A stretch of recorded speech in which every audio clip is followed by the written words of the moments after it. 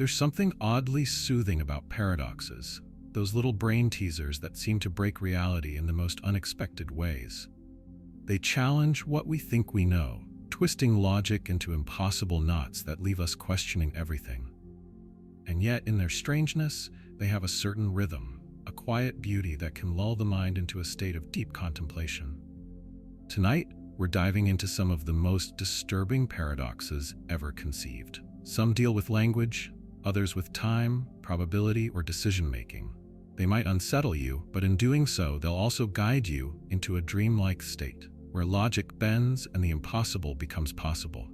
So, close your eyes, relax, and let these paradoxes carry you away into the depths of thought. The Berry paradox language is a curious thing.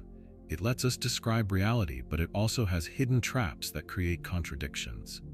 The Berry paradox is one of these traps, a paradox born out of a simple but deceptive linguistic twist. It goes like this. Imagine you're trying to describe numbers using words. Some numbers can be described in very few words, like 1 or the first prime number. But now consider the phrase, the smallest number that cannot be described in fewer than 12 words. At first glance, this phrase makes sense.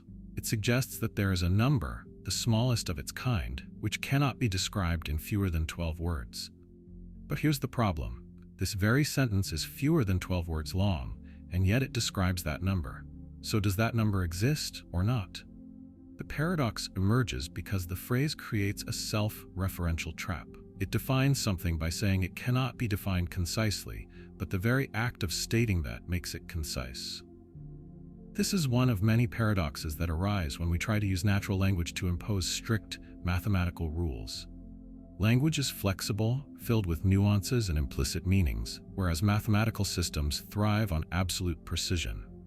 The Berry paradox exposes the gap between these two ways of thinking. It reminds us that while words can describe numbers, they are not numbers themselves, and they do not always behave in a predictable, logical way. What makes this paradox truly unsettling is that it's not just a word game, it has deep implications for mathematics and logic. If words can lead us into contradiction, then how safe are the foundations of mathematics, which rely on formal definitions? In the early 20th century, mathematicians were attempting to create a perfectly consistent logical system for mathematics, but paradoxes like Berry's suggested that such a system might be impossible. If language can mislead us into contradictions, then even the most carefully designed system might contain flaws that we cannot see. Philosophers and logicians have debated whether the Berry paradox is a true paradox or just an illusion created by the vagueness of language. Some argue that the phrase cannot be described in fewer than 12 words is inherently ambiguous. It doesn't specify whose perspective we're using or what counts as a valid description. After all, a description that makes sense to one person might be unclear to another. Perhaps the paradox only exists because we assume that language is more precise than it actually is. Yet, the paradox refuses to go away. It lurks in the background of discussions about formal logic and the limits of computation. The very act of defining something by what it is not creates logical tension. In computer science, for example, definitions must be precise. If you tell a computer to find the smallest number that cannot be described in fewer than 12 words, it would struggle to process the request logically. The phrase itself creates a feedback loop, a logical contradiction that cannot be easily resolved. One way to think about the Berry paradox is to compare it to a mirror reflecting itself. A mirror shows you what is in front of it, but if you place two mirrors facing each other, they create an infinite regression, an endless tunnel of reflections. The Berry paradox is like this. By trying to define something with language, we end up creating an infinite loop where meaning folds in on itself. Each time we try to pin down the definition, we create a new contradiction, like chasing a shadow that always moves just out of reach. Another perspective comes from the philosophy of mathematics. Some thinkers argue that paradoxes like this reveal the limitations of human understanding. We tend to assume that language can capture reality perfectly, but what if reality is more complex than words can express? If mathematics is built on logic, and logic itself contains paradoxes, then perhaps we are forever doomed to encounter limits in our understanding. It's a humbling thought. No matter how much we learn, there will always be mysteries that defy explanation. Even in everyday life, we encounter berry-like paradoxes more often than we realize. Think about the phrase, the most unexpected thing that could happen right now. The moment you think of something truly unexpected, it becomes expected, and the paradox collapses. Similarly, consider the idea of the most unique idea ever. If someone else has already thought of it, is it still unique? The berry paradox reminds us that language, while powerful, is not a flawless tool. And so, as you drift into sleep, let your mind wander through the strange labyrinth of words and numbers. The berry paradox is not just a puzzle, it's a window into the fragility of meaning itself. If we cannot even define numbers without creating contradictions, then what else in our reality is built on unstable ground? Maybe, just maybe, the entire structure of knowledge is resting on a paradox, a delicate balance of things that should not logically exist. Perhaps in the stillness of the night, you'll hear the paradox whispering to you, a number that cannot be described in fewer than 12 words. And yet, here it is. A contradiction, hiding in plain sight. Grelling's paradox words shape our understanding of the world, but sometimes they turn against us, creating loops of meaning that refuse to resolve. Grelling's paradox is one such enigma, a paradox that emerges when we try to categorize words based on whether they describe themselves or not. It seems harmless at first, until it twists language into an inescapable knot. The paradox is built around two types of adjectives, autological and heterological. Autological words are those that describe themselves. The word short is short. The word English is an English word. The word polysyllabic contains multiple syllables. These words fit their own definitions. But heterological words are different. They are words that do not describe themselves. The word long is not long. The word monosyllabic has multiple syllables. The word invisible can be seen on the page. So far, everything seems fine. Now here comes the trap. What happens when we apply this categorization to the word heterological itself? Is it autological or heterological? If heterological is heterological, then it does not describe itself, which means it must be autological. But if heterological is autological, that means it must describe itself, so it must be heterological. It's a contradiction, a never-ending cycle of logic breaking apart. The moment we try to place this word into one of the two categories, it slips away, refusing to fit neatly into either. This paradox forces us to confront the instability of language. We often think of words as tools for describing reality, but Grelling's paradox reveals that words can also create reality, bending logic in ways we don't expect. The contradiction arises because we assume language behaves in a strict rule-based manner, but words are slippery.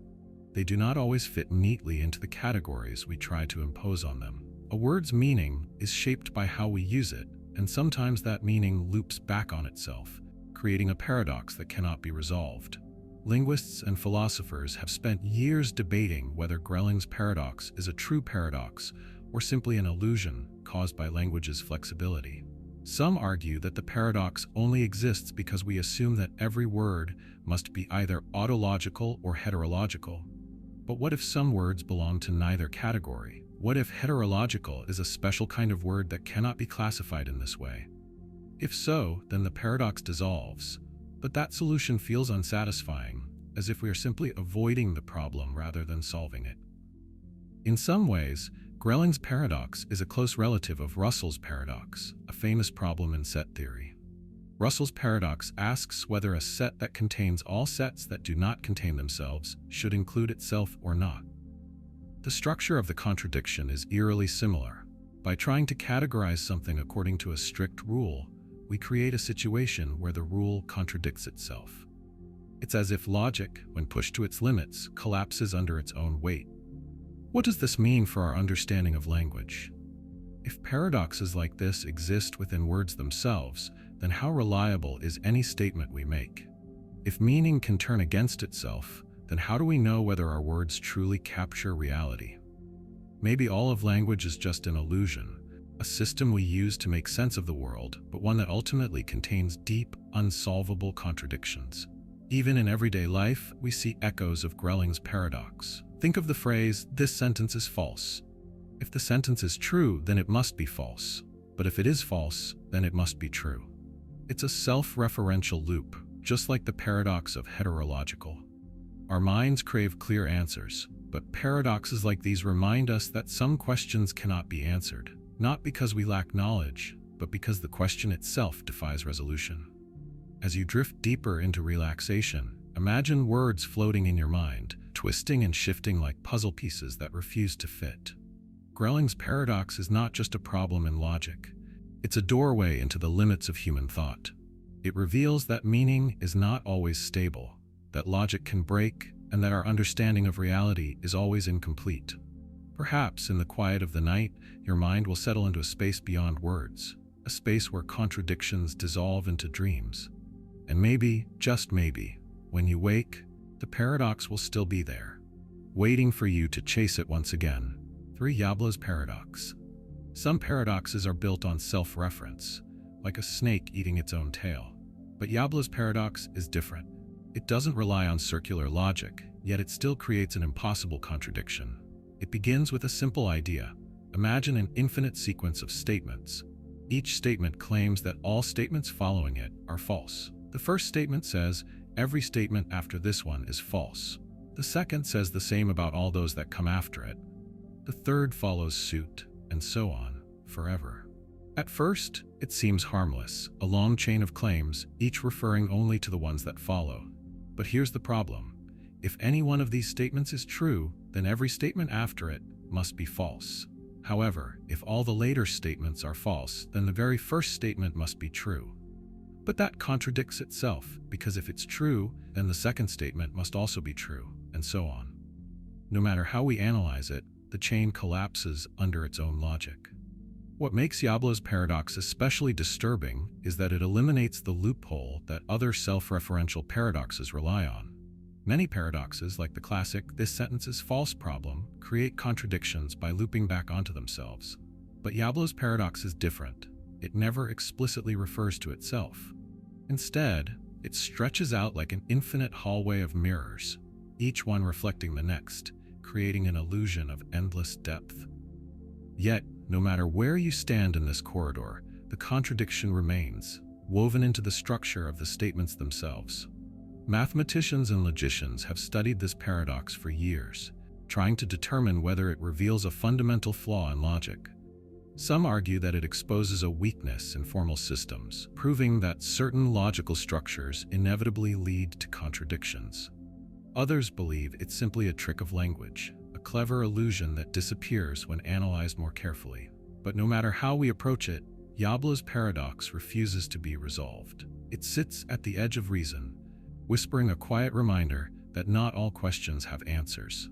To truly grasp the depth of this paradox, imagine a staircase that descends forever. Each step tells you that every step below it is an illusion, a falsehood. But if all the lower steps are false, then the first step must be true.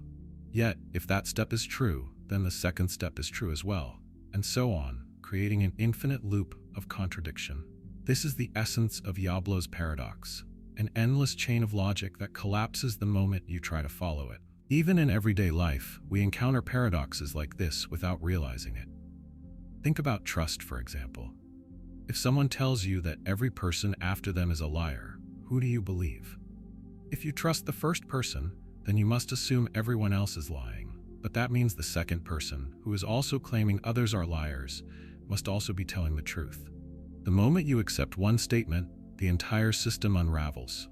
It's a mental trap, a logic puzzle with no escape. There's something almost hypnotic about this paradox. It doesn't force an answer.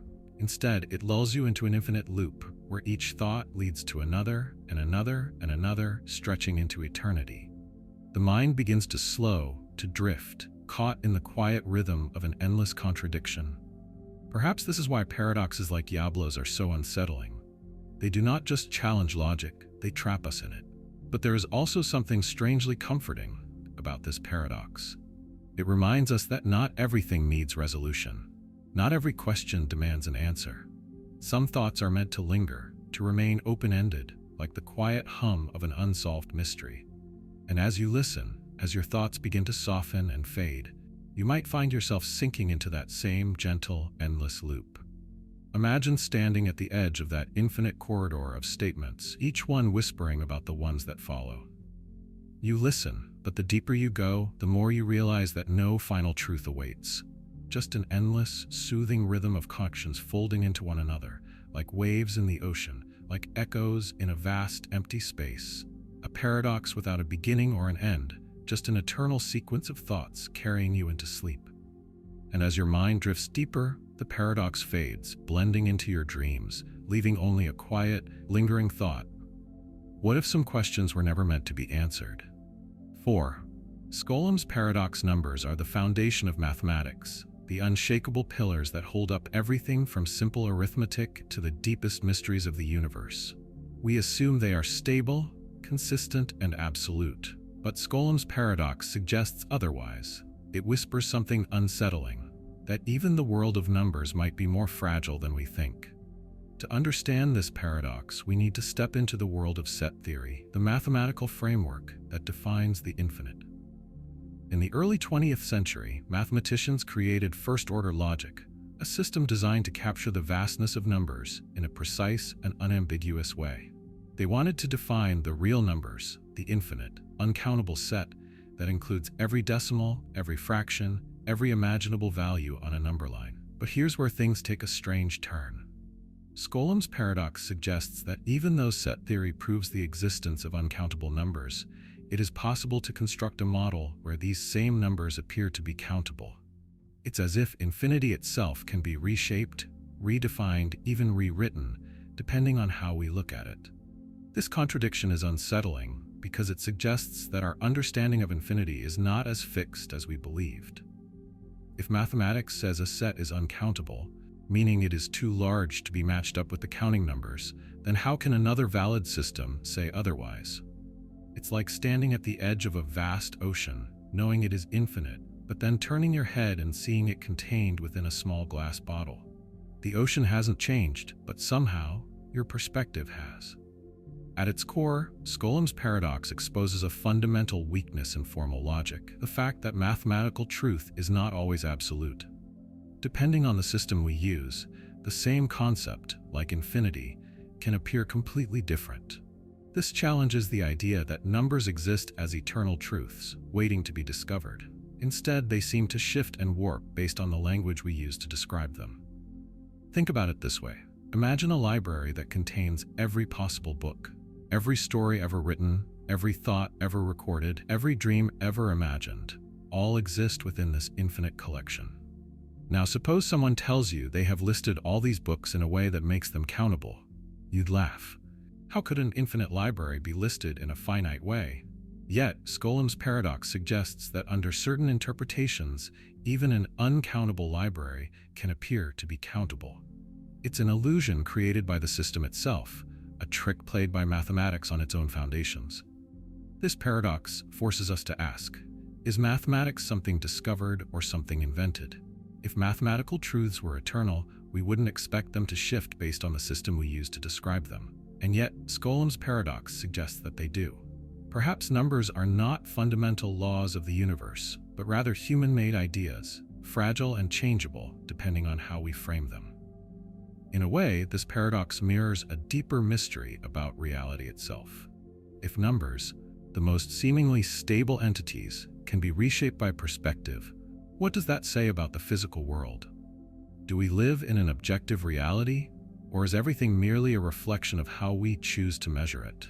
What if infinity is not a single fixed concept, but something that bends and stretches like a dream, shifting depending on the way we observe it? The more we think about Skolem's paradox, the more our sense of certainty begins to dissolve.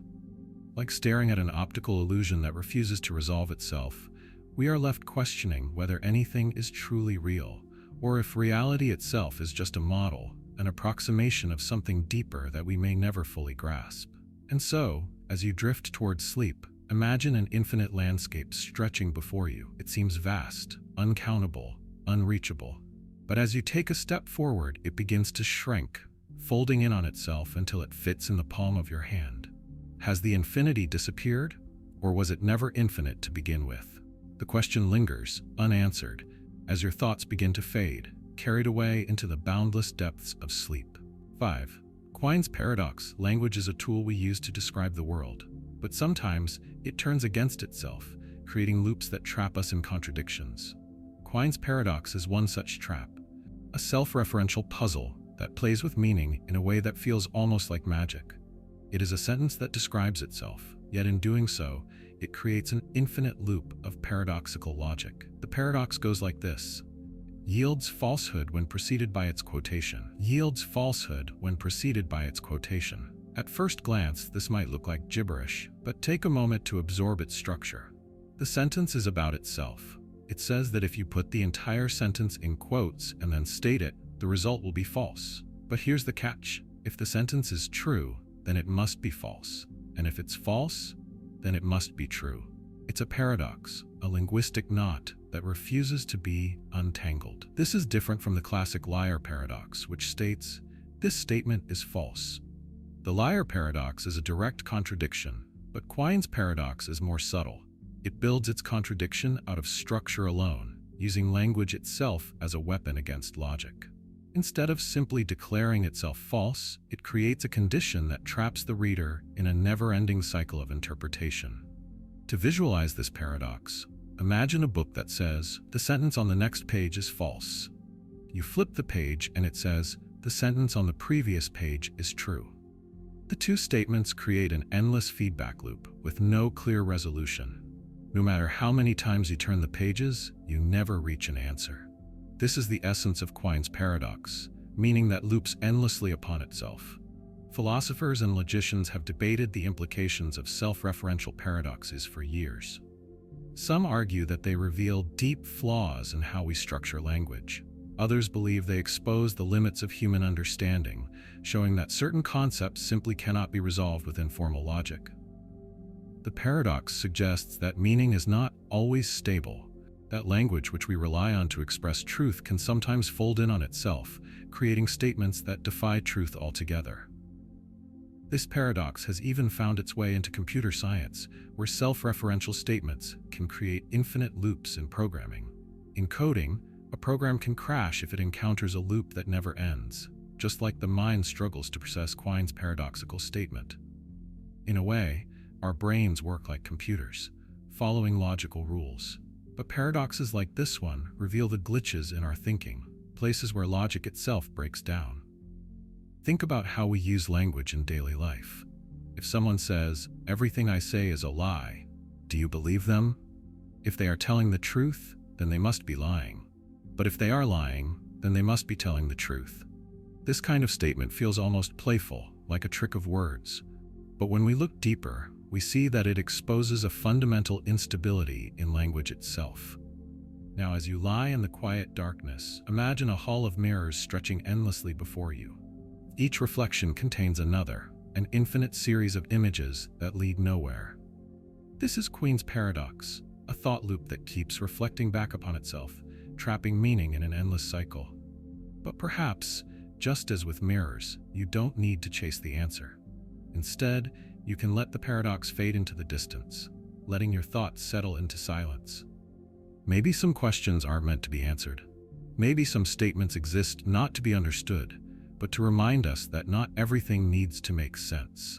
And as you drift into sleep, the paradox fades, its echoes dissolving into the stillness of your dreams. 6. Bertrand's box paradox. Imagine 3 identical boxes placed in front of you. You know that inside each box there are coins, but not all of them are the same. One box contains 2 gold coins, another contains 2 silver coins, and the last one contains 1 gold and 1 silver coin. The boxes are sealed, but you are allowed to reach into one at random, pull out a single coin, and look at it. You draw a gold coin. Now comes the question, what is the probability that the other coin in the box is also gold? At first, the answer seems obvious. There are 3 boxes, and only one of them contains 2 gold coins.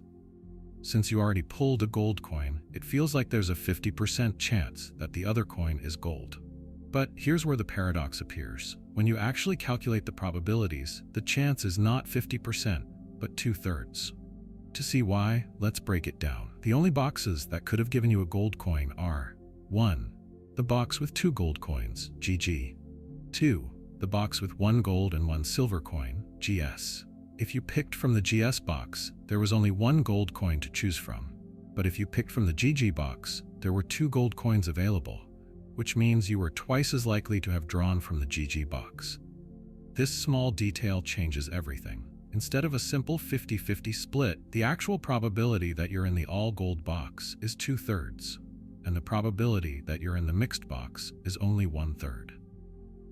This paradox is unsettling because it challenges the way we intuitively think about probability.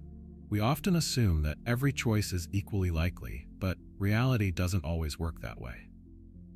The way information is revealed, the fact that you saw a gold coin, changes the likelihood of different outcomes, even if it doesn't seem like it at first.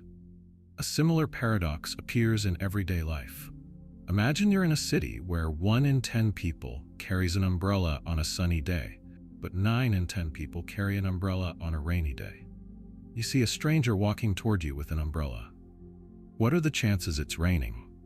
At first, you might think it's a 50-50 chance, but the reality is that seeing the umbrella has increased the probability of rain far more than you expected. This paradox also connects to the famous Monty Hall problem, where choosing between doors can feel like a random guess, but hidden probabilities shift the outcome. Our brains are not wired to think in these terms. We want to divide probabilities evenly, but in reality, some outcomes are twice as likely as others, and small details can change everything. It's an unsettling thought, but also a calming one. Perhaps not everything is as uncertain as it seems.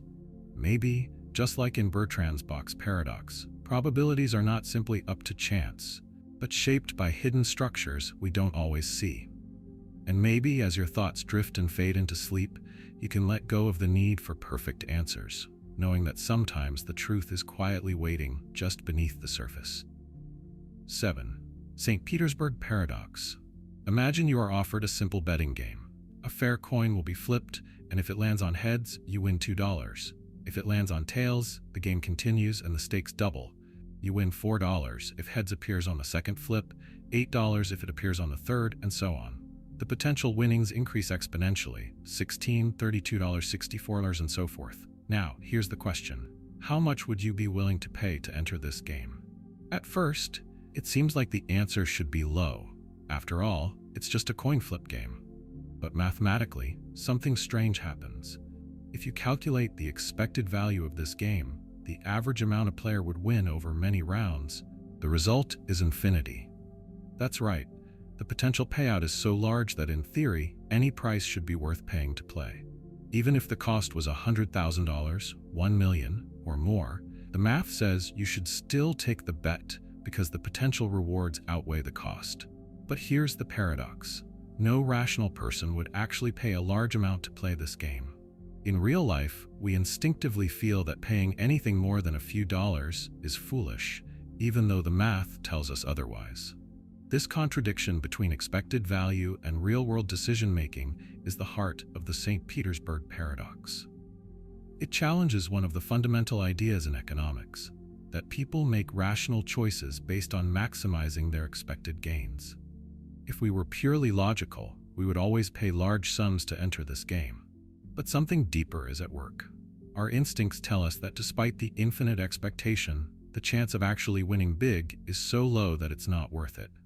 In a way, this paradox reveals a deeper truth about human psychology.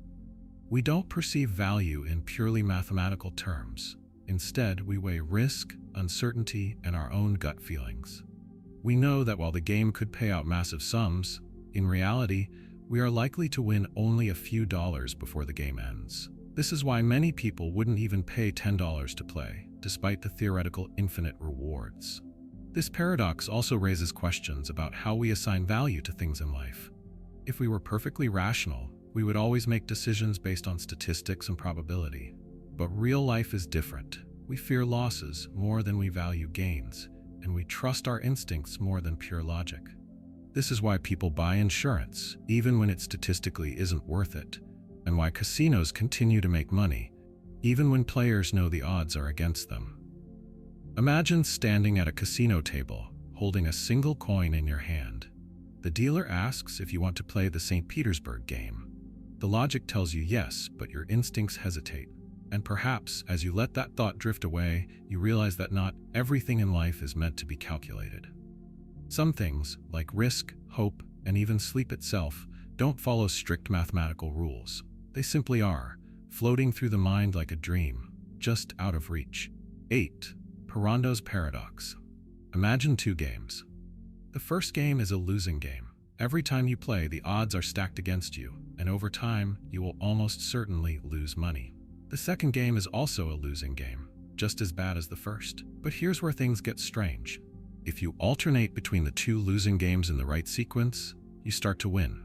This is Parando's paradox, a baffling idea in probability theory that suggests two individually losing strategies can combine to form a winning one.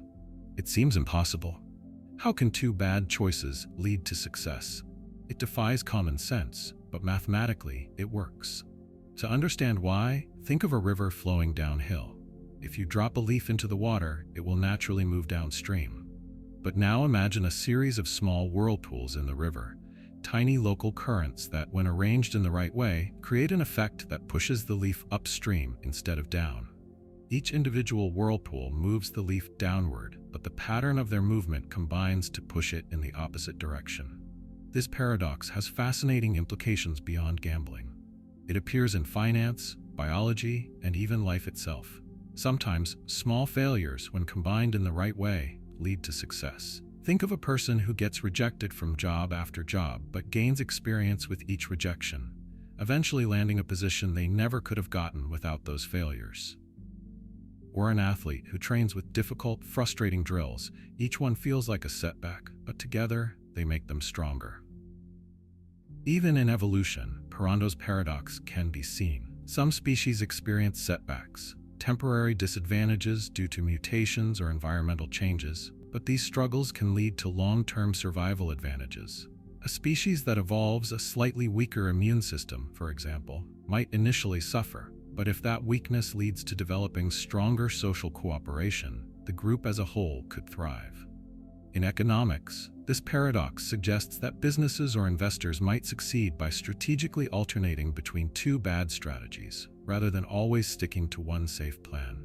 Sometimes a company must take controlled losses in one area to create an advantage elsewhere. It's counterintuitive, but powerful. Failure, when structured correctly, can lead to success. As you drift into sleep, think about the moments in life that felt like failures. Were they truly losses, or were they just steps in a larger pattern? One that, unseen at the time, was pushing you toward something greater. Maybe the setbacks weren't setbacks at all. Maybe, just like in Parando's paradox, they were part of a hidden sequence leading to something better. 9. Arrow's impossibility theorem. Imagine a world where democracy works perfectly. Every election truly represents the will of the people, and every voter's preference is reflected in the final outcome. It sounds ideal, but what if such a system is mathematically impossible? This is the unsettling conclusion of Arrow's impossibility theorem, a paradox that challenges the very foundations of voting and decision-making. It was discovered by economist Kenneth Arrow, who set out to find a fair voting system, one that always produces logical, fair results. But instead of finding a perfect method, he proved that no such system can ever exist. Arrow's theorem states that any voting system with 3 or more choices will always suffer from a fundamental flaw. No matter how you design the system, it will always violate at least one of the following fairness criteria. 1. If everyone prefers one candidate, that candidate should win. 2. If a voter changes their mind about one candidate, it shouldn't unfairly affect another. 3. No single voter should have absolute control over the outcome. At first, these rules seem like common sense, but Arrow proved that in any election with 3 or more choices, it's impossible to satisfy all of them at the same time. No voting method, whether ranked choice, plurality, or runoff, can avoid breaking at least one of these rules. To see why, imagine a simple election with 3 candidates: Alice, Bob, and Charlie. Suppose voters rank their choices like this. Third of voters prefer Alice, Bob, Charlie. Third prefer Bob, Charlie, Alice. Third prefer Charlie, Alice, Bob. Who should win? If you try to pick a winner, you'll notice that each candidate is both preferred and rejected by equal groups of voters. If you change the voting method, the winner might change, meaning that the system itself, not the voters, is deciding the outcome. This paradox doesn't just apply to political elections. It appears in economics, group decisions, and even AI algorithms. Any system that tries to rank preferences will run into this problem. That means every decision-making system we use is in some way flawed. The unsettling part of Arrow's theorem is that it proves that perfect democracy is impossible. No matter how much we refine our voting systems, there will always be hidden contradictions, strange loopholes, and unexpected outcomes. We like to believe that elections represent the true will of the people, but in reality, the system itself often shapes that will in ways we don't fully understand. But maybe that's okay. Maybe democracy isn't about perfection, but about balance. We may never find a flawless way to make group decisions, but that doesn't mean we shouldn't try. Just as every individual has contradictions, so does every society. And as you drift into sleep, let this paradox remind you that imperfections aren't failures. They're simply part of the way the world works. 10. The two envelopes paradox. Imagine you are given two envelopes. Inside one is a certain amount of money, and inside the other is either twice that amount or half of it. You don't know which envelope holds which. You pick one at random and open it. Let's say it contains $100. Now you are given a choice. Stick with your envelope or switch to the other one. At first it seems like an arbitrary decision. Why would switching matter? But then you start thinking mathematically. If your envelope contains $100, then the other envelope must contain either $50 or $200. Since you don't know which one, the expected value of switching seems to be. This suggests that switching gives you a better average payout than staying. But if that's true, then no matter what amount you start with, you should always switch. And yet, if you always switch, wouldn't the same logic apply to the new envelope? You could go back and forth forever, never finding a reason to stop. This is the two envelopes paradox, a problem in probability and decision theory that seems to defy logic. On one hand, your expected value suggests that switching is always better, but on the other hand, the situation is symmetrical. You had an equal chance of picking either envelope in the first place, so switching shouldn't change anything. The paradox arises because of a hidden flaw in the probability calculation. The expected value formula assumes that the other envelope is equally likely to contain double or half your amount, but in reality, the original amounts were set before you picked, and your choice doesn't change that. The probabilities don't work the way they first appear, but the unsettling feeling remains. The idea that you could always be making a better choice, that you could be leaving money on the table without knowing it, is a deeply human anxiety. We experience this in everyday life. Should you stick with your current job or switch to another? Should you stay in a relationship or look for something better? Should you keep searching for something more or accept what you already have?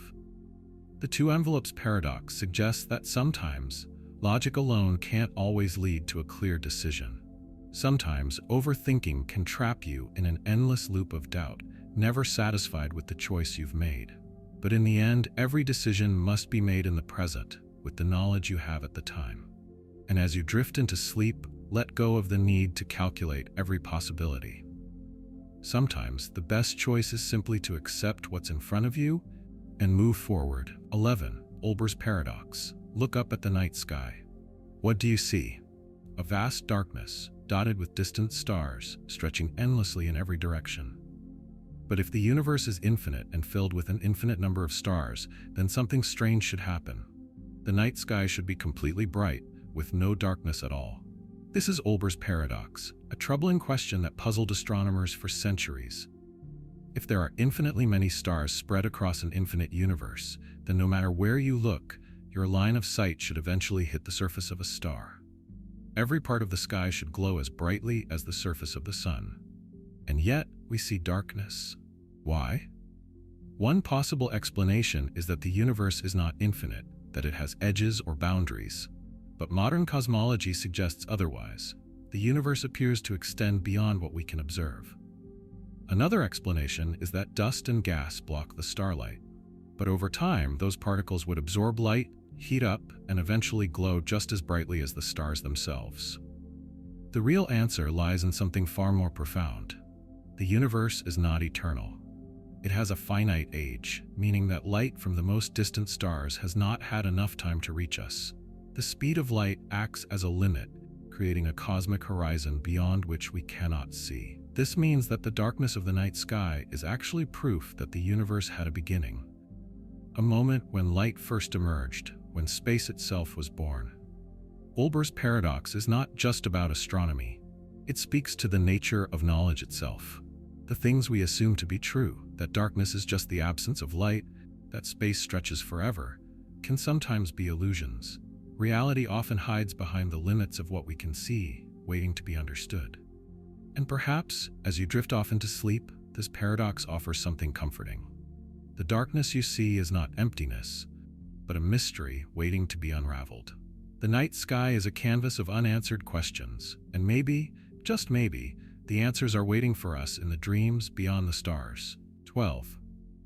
Loschmidt's paradox. Imagine you're watching a movie of a glass shattering into 1,000 tiny pieces. Now imagine watching the same movie in reverse, each shard rising from the ground, coming together seamlessly to reform the glass. The second version feels wrong, unnatural, almost absurd. But here's the paradox: the fundamental laws of physics do not prevent this from happening. This is Loschmidt's paradox, a troubling contradiction between the laws of motion and the concept of time. In physics, Newton's laws and the laws of quantum mechanics work the same forward and backward in time.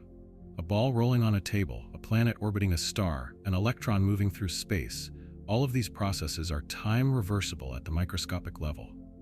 But when we zoom out to the world we experience, time has a clear direction. Ice melts but never unmelts. Waves crash but never uncrash. People grow older but never younger. Everything seems to move toward disorder, toward decay. This is the idea behind the second law of thermodynamics, which states that entropy, disorder, always increases over time. So why do we see time moving forward when physics allows it to move both ways? That's the heart of Loschmidt's paradox.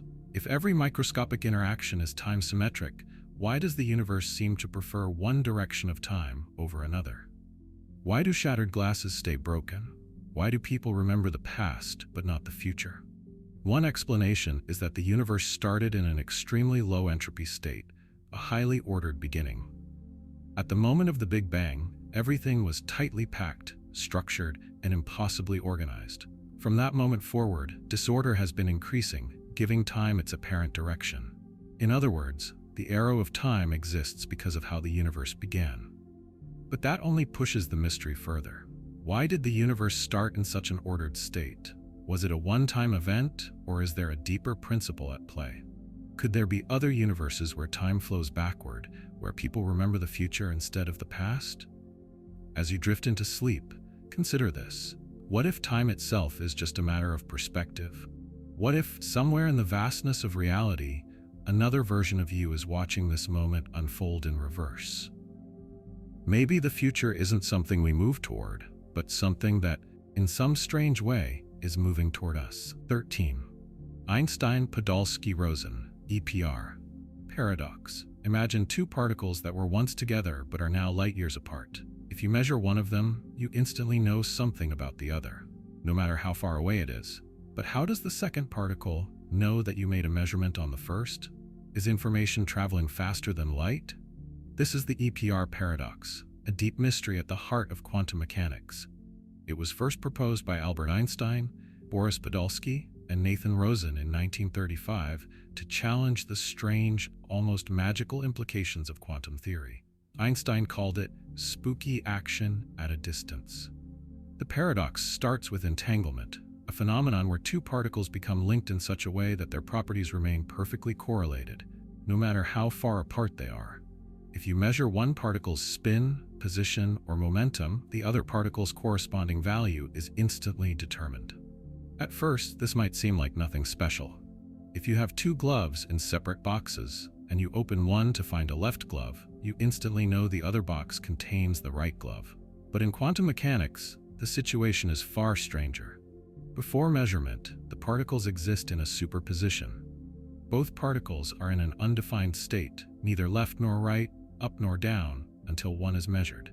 And yet, the moment one is observed, the other decides its state instantly, faster than any signal could travel. This appears to violate special relativity, which states that nothing can travel faster than the speed of light. If measuring one particle affects the other immediately, does that mean information is moving instantly between them? That shouldn't be possible. The EPR paradox challenged the foundations of physics. Was quantum mechanics incomplete? Was there a deeper, hidden layer of reality that could explain this strange behavior? For decades, physicists debated these questions, until an experiment by John Bell in the 1960s showed that entanglement is real. Not just a trick of the math, but a fundamental feature of nature. But the paradox remains. What is happening in that instant when one entangled particle is measured? Is reality as we know it non-local, connected in ways we don't yet understand? Could the entire universe be deeply, invisibly linked beneath the surface? As you drift into sleep, consider this. What if everything in existence is somehow entangled? What if the thoughts you have, the choices you make, the people you meet are all part of a vast, unseen web? Maybe the universe is not made of separate things, but of connections, spooky, invisible threads binding everything together. 14. The black hole information paradox. Picture a star far larger than our sun, collapsing under its own gravity. It shrinks, denser and denser, until nothing, not even light, can escape. This is a black hole, a place where the universe itself seems to break down. But there's a problem, a contradiction so deep it has puzzled physicists for decades. What happens to the information that falls in? This is the black hole information paradox, a conflict between quantum mechanics and general relativity. According to Einstein's equations, anything that crosses the event horizon, the point of no return, should be lost forever, swallowed into an abyss from which nothing can escape. But quantum mechanics, the theory governing particles and their behavior, tells a different story. Information can never be destroyed. In everyday life, this rule makes sense. If you burn a book, the pages turn to ash, but the information isn't gone. It's just scrambled in the smoke, heat, and particles drifting away. In theory, if you had infinite knowledge, you could reconstruct the book from those scattered remains. But black holes don't seem to work like that. Anything that falls in, from a single atom to an entire planet, is seemingly erased from the universe. At first, this didn't seem like a major problem. But in the 1970s, Stephen Hawking discovered something shocking. Black holes aren't completely black. They emit a faint radiation, now known as Hawking radiation. This radiation slowly causes black holes to lose mass and, over unimaginable timescales, evaporate completely. And here's where the paradox deepens. If a black hole disappears, so does everything inside it. But quantum mechanics forbids the destruction of information. So where does it go? Some physicists believe that information somehow leaks out in the Hawking radiation, encoded in a way we don't yet understand. Others propose that black holes don't truly destroy information, but instead store it in a way that we can't yet observe, perhaps on the event horizon itself, in a strange holographic form. Some even suggest that when a black hole evaporates, the information is released back into the universe in a completely unexpected way. The paradox remains unsolved, but its implications are enormous. It challenges our understanding of space, time, and even the nature of reality itself. If information can be lost, then perhaps our very memories, our identities, are not as permanent as we believe. As you drift into sleep, consider this. What if the universe itself is like a black hole, slowly evaporating, its secrets dissolving into the cosmic void? And what if, in the end, everything we know, every thought, every moment, is not lost, but simply transformed into something we have yet to comprehend? 15. The arrow of time paradox. Time flows forward, or at least that's how we experience it. We remember the past, but not the future. A shattered glass never spontaneously reforms. Heat spreads from hot to cold, but never the other way around. This is the arrow of time, the idea that time has a preferred direction. But here's the paradox. The fundamental laws of physics don't require time to move forward. In Newton's laws of motion, in Einstein's equations, even in quantum mechanics, time is symmetrical. If you were to watch the microscopic interactions of particles, you wouldn't be able to tell whether time was running forward or backward. The math works both ways. And yet, in our everyday experience, time only moves in one direction. This contradiction between the time-reversible laws of physics and our one-way experience of time is the arrow of time paradox. The only law that seems to give time its direction is the second law of thermodynamics, which states that entropy, or disorder, always increases. Ice melts, but it doesn't unmelt. Smoke disperses, but it doesn't gather back into a cigarette. Over time, systems become more chaotic. But why did the universe start in such a low entropy, highly ordered state? That's the real mystery. If entropy is always increasing, then the past must have been more ordered than the present. But what set this in motion? Why did the universe begin in such a strange, delicate state instead of something more random? Some physicists suggest that the arrow of time might be an illusion, a result of our limited perspective. Others propose that there may be other regions of the universe where time flows backward, where beings experience a reality that seems just as normal to them as ours does to us. Some even speculate that our universe is just one of many, each with its own rules of time. But perhaps the arrow of time is simply a result of the Big Bang, a moment where the universe began in a state of extreme order, setting time's direction forever forward. In that sense, time's flow is not fundamental. It's just an after-effect of how everything began. As you drift into sleep, think about this. If time were reversible, would we ever truly know? What if, as we sleep, time itself resets and we awaken each day unaware that we have lived these moments before? Or what if, somewhere, another version of you is watching this moment unfold in reverse, moving toward a past that feels just as inevitable as your future? 16. Newcomb's paradox. Imagine walking into a brightly lit room. In front of you sits two boxes, one transparent, one opaque. The transparent box, box A, contains $1,000. The opaque box, box B, either contains $1,000 or nothing at all. You can take only box B, or you can take both boxes. But there's a catch. Someone or something has already predicted what you will do.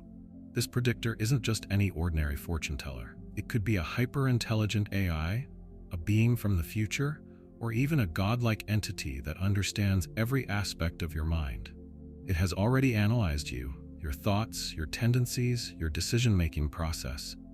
And based on that prediction, it has already placed or withheld the $1,000 in box B. If it predicted that you would take only box B, then it generously placed $1,000 inside. But if it foresaw that you would take both boxes, then it left box B empty. The boxes are already set. Nothing you do now can change what is inside. But you still have to choose. Now let's break this down logically. One argument says you should take only box B. If the predictor is truly accurate, then choosing only box B guarantees that you get the full $1,000. After all, the predictor wouldn't have placed the money there if it expected you to take both boxes. People in this camp believe that trusting the predictor leads to the best outcome. But then there's the other side. This argument says the money is already placed in box B. The predictor made its decision before you walked into the room, meaning nothing you do now will change it. If the $1,000 is there, you'll get it no matter what. If it isn't, then you're leaving an extra $1,000 on the table for no reason. So why not take both boxes? This is where the paradox grips you.